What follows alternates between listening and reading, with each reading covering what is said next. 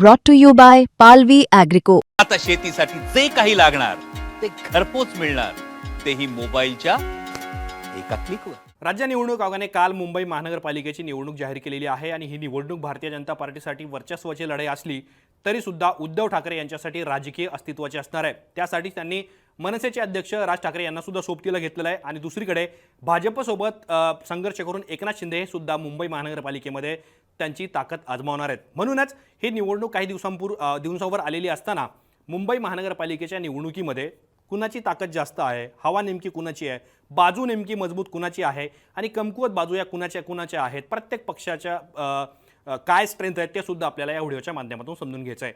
नमस्कार, मी आतिक आणि मुंबई तकमध्ये तुम्हा सर्वांचं स्वागत आहे। तर सगळ्याच पक्षांबद्दल आपण बोलणार आहोत, पण सगळ्यात पहिला नंबर भारतीय जनता पार्टीचा आहे, कारण भारतीय जनता पार्टी राज्यात केंद्रात सत्तेमध्ये आहे आणि मुंबई महानगरपालिकेमध्ये महायुतीमध्ये फ्रंट सीटवरती भारतीय जनता पार्टी असणार आहे। म्हणूनच भारतीय जनता पार्टीचे सगळ्यात ताकद आधी आपण बघूयात आणि त्यानंतर कमकुवत बाजू कुठल्या आहेत ते सुद्धा आपल्याला पाहिजेत।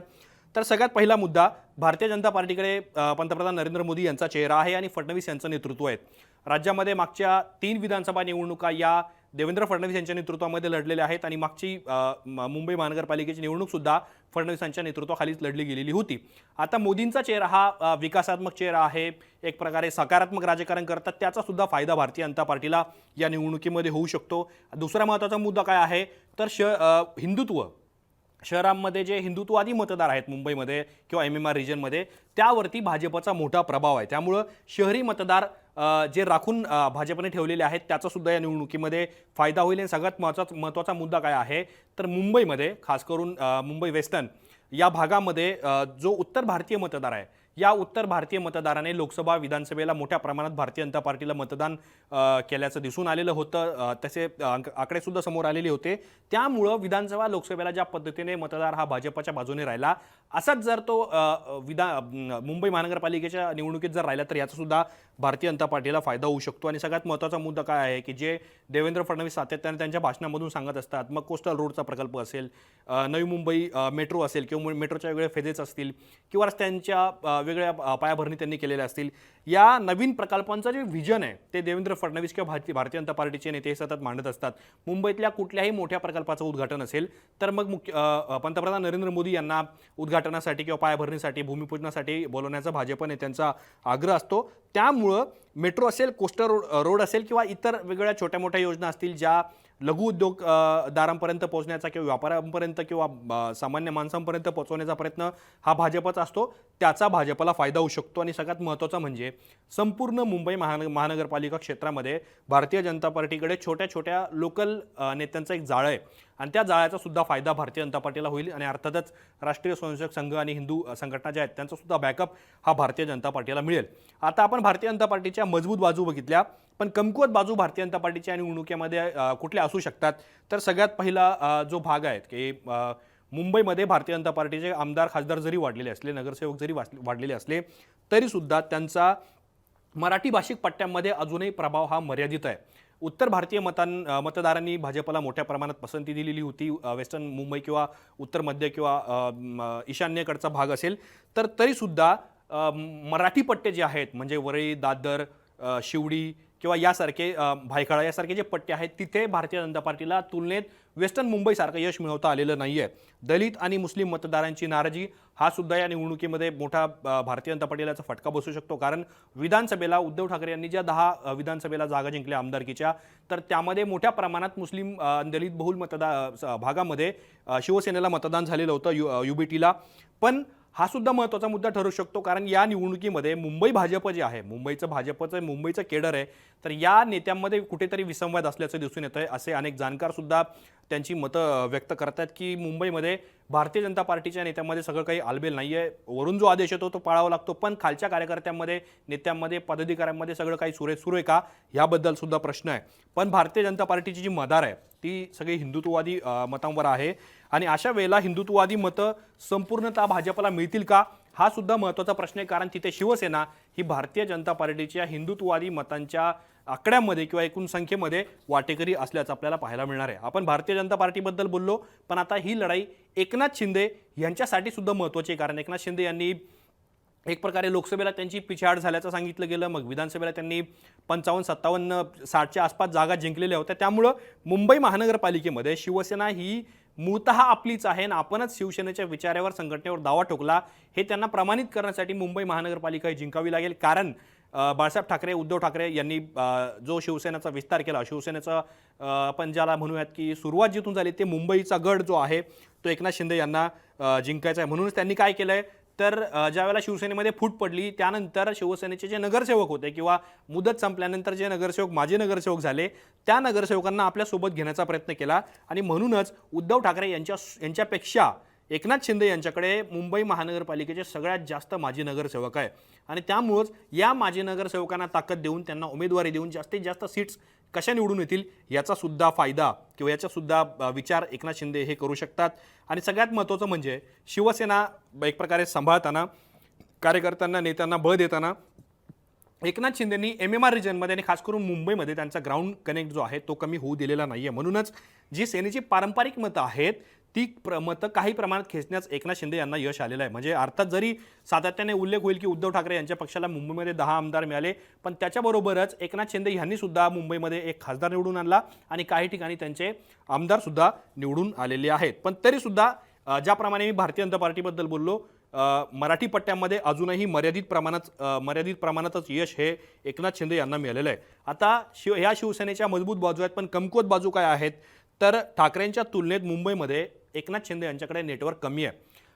बाळासाहेब ठाकरे यांनी मुंबईमध्ये शिवसेनेच्या शाखांचं जे जाळं निर्माण केलेलं होतं ती शिवसेना फुटल्यानंतर सुद्धा, शिवसेनेचे 2 भाग झाल्यानंतर सुद्धा उद्धव ठाकरे यांच्याकडे शाखांचं बळ अधिक आहे. म्हणूनच शाखांचं जाळं दुभंगल्यामुळं शिवसेनेची ताकद विभागली आहे आणि त्याचा काहीसा फटका हा एकनाथ शिंदे यांच्या शिवसेनेला बसू शकतो. आणि इतकंच नाही तर एकनाथ शिंदे यांचा सामना हा केवळ उद्धव ठाकरे यांच्यासोबत नाही आहे, तर ते ज्यांच्यासोबत सत्तेत आहेत त्या भारतीय जनता पार्टी सोबत सुद्धा होणार आहे. कारण मुंबईच्या महानगरपालिकेत आपला महापौर बसावा हे स्वप्न अनेक भारतीय जनता पार्टीच्या नेत्यांनी उघडपणे बोलून दाखवलेलं आहे. त्यामुळं जर शिवसेनेची ताकद वाढवायची असेल तर उद्धव ठाकरे यांच्यासोबत एकनाथ शिंदे यांना भारतीय जनता पार्टीसोबत सुद्धा संघर्ष हा करावा लागणार आहे. आणि त्याच महत्त्वाचं म्हणजे काय तर एकनाथ शिंदे यांनी खासदार जरी निवडून आणलेला असला किंवा मुंबईमध्ये पक्षाचा विस्तार जरी केलेला असला तरी सुद्धा दलित, मुस्लिम आणि उत्तर भारतीय मतदारांपासून अजूनही एकनाथ शिंदे यांची शिवसेना दूर आहे. त्यासाठी त्यांना प्रयत्न करावे लागतील. आता आपण एकनाथ शिंदे यांच्या शिवसेनेबद्दल बोललो, म्हणजे अर्थात भाजप आणि शिवसेना महायुतीबद्दल बोललो, पण इथे उद्धव ठाकरेंच्या आघाडीचं, महाविकास आघाडीचं चित्र नेमकं काय तर उद्धव ठाकरे यांच्या मजबूत बाजू कुठल्या येतात तर उद्धव ठाकरे यांच्यासाठी सगळ्यात महत्त्वाचा जो ब्रँड आहे तो ठाकरे ब्रँड आहे. कारण मुंबईमध्ये अनेक वर्ष बाळासाहेब ठाकरेंची सत्ता होती, त्यांच्या पक्षाचा एक हाती वर्चस्व होतं, ठाकरे सांगतील तोच उमेदवार निवडून यायचा अशा प्रकारचं राजकारण मुंबईमध्ये राहिलेलं आहे. पण शिवसेना दुभंगल्यानंतर ही निवडणूक पहिल्यांदाच होते, त्यामुळं कुठेतरी ठाकरे नावाचा ब्रँड हा उद्धव ठाकरे यांच्यासोबत आहे. आणि त्याचबरोबर त्यांनी त्यांचे बंधू मनसे प्रमुख राज ठाकरे यांना सोबत घेतल्यामुळे सुद्धा त्यांनी ठाकरे ब्रँडवरती एक प्रकारे आपला दावा सांगण्याचा प्रयत्न केलेला आहे. आणि 2 ठाकरे एकत्र आले आहेत आणि ते कसे मराठी माणसांच्या हक्कासाठी एकत्र आलेत हे नरेटिव्ह लोकांपर्यंत नेण्याचा प्रयत्न उद्धव ठाकरे करतायत आणि त्यामुळेच हा त्यांना फायदा होईलच. आणि सोबतनी राज ठाकरे सोबत आल्यामुळं महाराष्ट्र नवनिर्माण सेनेला यापूर्वी महानगरपालिकांमध्ये जी मतं मिळायची ती मतं, ॲडिशनल मतं ही उद्धव ठाकरेंच्या पक्षाला मिळण्याची शक्यता आहे. आणि त्यामुळंच मग मुंबईतल्या त्यांच्या शाखांचं जाळं, शिवसैनिकांचं जाळं आणि सोबतीला मनसे अशा प्रकारचं कॉम्बिनेशन किंवा अशा प्रकारचे इंजिनिअरिंग करण्याचा प्रयत्न हा उद्धव ठाकरे यांचा असणार आहे. पण 25 वर्षांची जी महानगरपालिकेमध्ये सत्ता उद्धव ठाकरे यांच्या पक्षाकडे होती त्याच्या सत्तेच्या आणि सोशल नेटवर्किंगचा फायदा सुद्धा उद्धव ठाकरे यांना होणार आहे. 5 महानगरपालिकांच्या निवडणुका उद्धव ठाकरे यांनी लढलेल्या आहे, त्यामुळं त्यांना मुंबई महानगरपालिका निवडणूक कशी लढायची याचा मोठा अनुभव आहे. त्यांनी संघटनांमध्ये सुद्धा काम केलेलं आहे शिवसेनेच्या, त्यामुळे सुद्धा एक प्रकारे इथे एज हा उद्धव ठाकरे यांना मिळतो. आणि सगळ्यात महत्त्वाचं म्हणजे काय की लोकसभा निवडणूक झाल्यानंतर विधानसभेला सुद्धा मुंबईमध्ये मुस्लिम मतदारांकडून शिवसेनेला मोठ्या प्रमाणात पसंती मिळालेली होती. मुंबईमध्ये दक्षिण मुंबईमध्ये खास करून किंवा मुंबईच्या MMR सोडूनचा जो भाग आहे तर तिथे जिथे मुस्लिम पॉकेट्स आहेत तिथे 90 ते 95% अधिकची मतदान हे उद्धव ठाकरे यांच्या शिवसेनेला झालेलं होतं, ज्यावरून भारतीय जनता पार्टीने सुद्धा आरोप केलेले होते. पण विधानसभेला आणि लोकसभेला काही प्रमाणात दलित मतदार हे उद्धव ठाकरे यांच्यासोबत आल्याचं बोललं गेलं. आता ते मतदार टिकवण्याचं आव्हान सुद्धा उद्धव ठाकरे यांच्याकडे असणार आहे. आणि सगळ्यात महत्त्वाचा फायदा ज्या गोष्टीचा उद्धव ठाकरे यांच्या पक्षाला होऊ शकतो तो म्हणजे विधानसभेला पक्षाची एवढी मोठी वाताहत होऊन सुद्धा उद्धव ठाकरेंनी त्यांच्या मराठी पट्ट्यांमध्ये आमदार निवडून आणलेले आहे. मग ते भायखळ असेल, शिवडी असेल, माहीम असेल किंवा आजूबाजूचा सगळा पट्टा जो भाग असेल किंवा खासदार असतील 3 खासदार, तर त्यामुळे सुद्धा त्यांचे खासदार आणि आमदार जे मराठी पट्ट्यांमध्ये आहेत त्याचा फायदा, त्यांच्या नेटवर्किंगचा फायदा, कार्यकर्ते नेते पदाधिकारी जे आहेत त्यांचा फायदा सुद्धा त्यांना महानगरपालिकेच्या निवडणुकीमध्ये होऊ शकतो. पण आता आपण उद्धव ठाकरे यांच्या पक्षाच्या मजबूत बाजू बघितल्या, पण त्यांच्या कमकुवत बाजू काय आहेत या निवडणुकीमध्ये, कुठल्या वीक बाजू त्यांच्या साबित होऊ शकतात. तर त्यामध्ये सगळ्यात महत्त्वाचा मुद्दा काय आहे तर उद्धव ठाकरे यांच्यासाठी ही अस्तित्वाची लढाई आहे. त्यांनी लोकसभेमध्ये 9 खासदार मिळवले, विधानसभेला त्यांचे आमदार 20 झाले, 10 त्यातले मुंबईतले होते. राज्यात सत्ता येईल असं सगळीकडलं असं त्यांचा अंदाज असताना सुद्धा महायुती सत्तेत आली.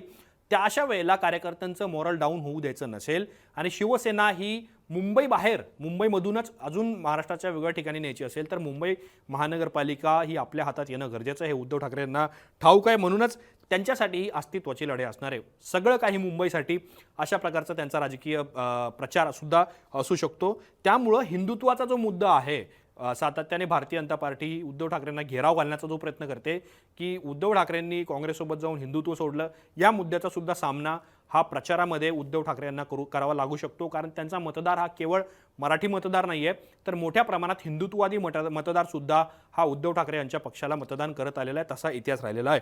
बहुसंख्य माजी नगरसेवकांनी शिवसेनेला सोडचिठ्ठी दिलेली होती ज्यावेळेला एकनाथ शिंदे हे भाजपसोबत गेले. त्यानंतर टप्प्याटप्प्याने अनेक नगरसेवकांनी काही ठराविक वेळाने उद्धव ठाकरे यांना सोडून एकनाथ शिंदे यांच्या पक्षामध्ये प्रवेश केलेला होता. त्यामुळं उमेदवारांची शोधाशोध हा सुद्धा एक मुद्दा असू शकतो आणि त्यानिमित्ताने नवीन लोक आपल्या पक्षामध्ये घेणं, त्यांना बळ देणं, त्यांना तिकीटं देणं, त्यामुळे यामध्ये कुठेतरी शिवसेना युबीटीची कसरत आपल्याला निवडणुकीमध्ये झाल्याचं पाहायला मिळू शकतं. आणि सगळ्यात महत्त्वाचं म्हणजे एकनाथ शिंदे हे वेगळे झाल्यामुळं ठाकरे यांच्याकडचे अनेक हुकुमी एक्के एकनाथ शिंदेंनी हिसकावून नेल्यामुळं कुठेतरी उद्धव ठाकरे यांच्या नेटवर्किंगला हादरा बसलेला आहे. कारण उद्धव ठाकरे यांनी मुंबईमध्ये मोठ्या प्रमाणात नेत्यांचं एक सोशल नेटवर्किंग बनवलेलं होतं, त्यामुळे त्यांना आता ते पुन्हा एकदा नव्याने करावं लागणार आहे. आणि सगळ्यात महत्त्वाचा मुद्दा मी मागाशी जो बोलला एकनाथ शिंदे यांच्या बाबतीत, तर तो इथेही लागू होतो. एकनाथ शिंदे हे वेगळे झाल्यामुळं शिवसेनेचे शाखांचं जे जाळं आहे ते दुभंगलं आणि त्यामुळं शिवसेनेची ताकद जी एकत्र ताकद होती ती विभागल्याचं पाहायला आम्ही आलेलं होतं. त्याचा फटका कुठेतरी पुन्हा एकदा उद्धव ठाकरे यांना सुद्धा बसू शकतो आणि त्यामुळंच एकनाथ शिंदे यांच्यासोबत सुद्धा भारतीय जनता पार्टीसोबत सुद्धा 2 हात हे उद्धव ठाकरे यांना करावे लागणार आहे. ज्या पद्धतीने भारतीय जनता पार्टीला उत्तर भारतीय मतदार पसंती देतो, इथे अगदी काहीसं उलटं आहे. शिवसेनेला उत्तर भारतीय मतदार हे मतदान करत होते, पण काही प्रमाणात आता राज ठाकरे सोबत आल्यामुळे सुद्धा उत्तर भारतीय मतदार हे उद्धव ठाकरेंना मतदान करणार की मग काँग्रेस आणि भारतीय जनता पार्टीचा पर्याय पाहणार हे सुद्धा पाहणं अत्यंत महत्त्वाचं ठरणार आहे. सगळ्यात महत्त्वाचा मुद्दा काय की विधानसभा आणि लोकसभेला उद्धव ठाकरे यांची शिवसेना आणि काँग्रेसची मतं एकमेकांना एक प्रकारे आपण ज्याला म्हणूयात की रिफ्लेक्ट झालेली होती, ट्रान्सफर झालेली होती. आता मुंबईत मात्र काँग्रेस आणि राष्ट्रवादी शरद पवार गटाची ताकद किंवा त्यांची शक्ती ही फार मर्यादित आहे. त्यामुळं हे ओळखून उद्धव ठाकरे यांना त्या निवडणुकीचा प्रचार हा करावा लागणार आहे. आता आपण उद्धव ठाकरे यांच्याबद्दल बोललो, पण उद्धव ठाकरे यांच्यासोबत त्यांचे भाऊ राज ठाकरे हे सुद्धा निवडणूक लढवत आहेत. त्यामुळं त्यांच्या पक्षांबद्दल सुद्धा चर्चा करणं हे अत्यंत महत्त्वाचं ठरतं. मनसेच्या महत्त्वाच्या बाजू आपण ज्याला म्हणूयात मजबूत बाजू काय आहेत तर राज ठाकरे यांचा एक स्वतःचा करिश्मा आहे, त्यांची एक स्वतःची ताकद आहे. ते प्रभावी वक्ते असल्यामुळं लोकांच्या भावनेला साथ घालू शकतात. त्यांनी काही दिवसांपूर्वीच वक्तव्य केलेलं होतं की मराठी माणसांसाठी शेवटची संधी आहे मुंबई महानगरपालिकेची निवडणूक. त्यामुळं लोकांच्या भावनेला हात घालून एक प्रकारे जनाधार किंवा मतदार निर्माण करण्याचा प्रयत्न हा राज ठाकरे यांचा नेहमी राहिलेला आहे आणि आता तो उद्धव ठाकरे यांच्या सोबत येऊन सुद्धा ते करण्याचा प्रयत्न करतील. पण मुंबईमधले जे मराठी पट्टे म्हणजे मग वरळी, दादर, शिवडी हा जो भाग असेल, या भागांमध्ये राज ठाकरे यांच्या मनसेची ताकद आहे. म्हणजे तिथे उमेदवार जरी त्यांचा निवडून येत नसला तरी सुद्धा दुसऱ्या किंवा तिसऱ्या क्रमांकाची मतं हे त्यांचे उमेदवार घेत असतात. त्यामुळं मराठी पट्ट्यामध्ये त्यांची ताकद आहे, पण ती मर्यादित आहे. त्यामुळे त्याचा फायदा सुद्धा त्यांना होईल. आणि सगळ्यात महत्त्वाचं म्हणजे काय की त्यांची जेवढी ताकद आहे त्या ताकदीला ताकद आता उद्धव ठाकरे यांच्या मतांची लागणार आहे. त्यामुळं 2 भावांची मतं एकत्र होणं हे मनसेसाठी कुठेतरी शुभ संकेत म्हणजे त्यांना त्याचं मिळेल का किंवा त्यांचा फायदा त्यांना होईल का हे सुद्धा पाहणं अत्यंत महत्त्वाचं ठरेल. आणि जे 3 कमकुवत बाजू यामध्ये मनसेच्या दिसतात त्यामध्ये मराठी पट्ट्यामध्ये मर्यादित प्रभाव आहे, मतदार आहे, पण तो मतदार त्यांना जिंकून देऊ शकत नाही आहे. अनेक वर्षांपासून राज ठाकरे हे मराठी भाषा, मराठी माणूस किंवा मराठीच्या मुद्द्यावरती, मुंबईच्या मुद्द्यावरती रोखठोक भूमिका घेत असतात. त्यामुळे त्यांच्या भावनेला किंवा त्यांच्या फिलिंग्सला आता मतदार साथ देणार का, हा महत्त्वाचा मुद्दा आहे. दुसरा महत्त्वाचा मुद्दा काय आहे की ज्या पद्धतीने एकनाथ शिंदे किंवा उद्धव ठाकरे यांचा जो लोकल कनेक्ट मुंबईमध्ये आहे, शाखांपर्यंत, सोसायट्यांपर्यंत, लोकांच्या बिल्डिंग्सपर्यंत, तसा कनेक्ट राज ठाकरे यांचा असल्याचा सुद्धा प्रश्न आहे. त्यामुळे राज ठाकरे यांचा लोकल कनेक्ट सुद्धा महत्त्वाचा आहे. तो लोकल कनेक्ट आता आगामी निवडणुकीच्या काळामध्ये सुद्धा त्यांना निर्माण करावा लागणार आहे. कारण दादर माहीम विधानसभा मतदारसंघातून त्यांच्या मुलाचा सुद्धा पराभव या विधानसभा निवडणुकीमध्ये झालेला होता. त्यामुळं हा सुद्धा महत्त्वाचा मुद्दा आहे. मराठी मतदारांबद्दल आपण बोललो, पण राज ठाकरे यांच्याबद्दल सातत्याने जी चर्चा होते, राज ठाकरे यांच्यावर उत्तर भारतीय मतदारांची नाराजी आहे. आता उत्तर भारतीय मतदारांची नाराजी का आहे, तर राज ठाकरे सातत्याने मराठीचा मुद्दा असेल, मुंबईचा मुद्दा असेल, भूमिपुत्रांचा मुद्दा असेल किंवा इथल्या मराठी भाषांचा मुद्दा असेल, मराठी सोसायट्यांचा मुद्दा असेल, मराठी माणसाशी संबंधित जेवढे काही मुद्दे असतील, मग आता शाळांमध्ये हिंदी भाषा शिकवण्याचा जो निर्णय घेतला त्याला सुद्धा राज ठाकरे यांनी विरोध केलेला होता. असे अनेक मुद्दे आहेत जिथे जिथे मराठीचा मुद्दा येतो तिथे राज ठाकरे उघडपणे भूमिका घेतात आणि एक प्रकारे अनेकदा ते उत्तर भारतीय मतदारांवरती टीका सुद्धा करतात. 2007-08 मध्ये त्यांनी ज्या पद्धतीने रेल्वेचं जे आंदोलन केलं त्यावरून सुद्धा त्यांच्यावरती तो शिक्का बसलेला होता. त्यामुळं राज ठाकरे यांना उत्तर भारतीय मतदार मिळणार का, त्यांना मतदान करणार का. आणि या निमित्ताने शिवसेनेकडे, शिवसेना उद्धव बाळासाहेब ठाकरे पक्षाकडे जे उत्तर भारतीय मतदार आहेत ते कायम राहणार की दुरावणार हा सुद्धा या निमित्ताने प्रश्न आहे. पण आपण महाविकास आघाडी किंवा महायुती यांच्याबद्दल बोललो, पण काँग्रेसबद्दल सुद्धा बोलणं गरजेचं आहे. कारण काँग्रेसची ताकद सुद्धा आता मुंबईमध्ये वाढताना पाहायला मिळते. कारण मुंबईमध्ये उत्तर मध्य लोकसभा मतदारसंघातून लोकसभेला वर्षा गायकवाड या सुद्धा निवडून आल्या आहेत आणि त्या निवडून आल्यानंतर काँग्रेसने मुंबई काँग्रेसची धुरा ही वर्षा गायकवाड यांच्याकडे दिली होती. त्यामुळं वर्षा गायकवाड आणि उद्धव ठाकरे यांच्यामध्ये लोकसभा आणि विधानसभा निवडणुकीमध्ये थोडंसं कॉर्डिनेशन असल्याचं दिसून आलेलं होतं. कारण काँग्रेस आणि शिवसेना एकत्र होती. मातोश्री उद्धव ठाकरे यांचं जे निवासस्थान आहे ते उत्तर मध्य लोकसभा मतदारसंघात येतं आणि त्यांनी स्वतः जाऊन पंजा